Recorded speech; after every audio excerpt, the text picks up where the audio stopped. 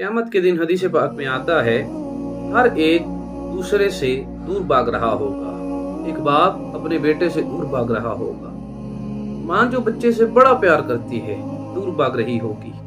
इंसान तो कुजा, उम्मत हर नबी के पास जाएगी।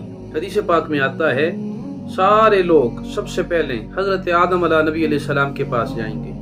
फरमाएंगे हज़रत आदम अलैहि सलाम से, आप हमारे बाप में रब के हुजूर सिफारिश कीजिए, रब आज़ाब में कमी फरमाए।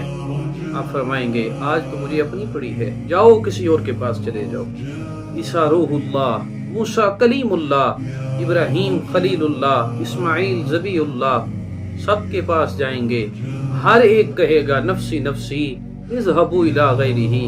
हज़रत ईसा के पास उम्मत जाएगी तो आप फरमाएंगे आओ मैं तुम्हें एक बारगाह बताता हूँ, उस बारगाह में चले जाओ, वहाँ से तुम्हें ये जवाब नहीं मिलेगा नफसी नफसी,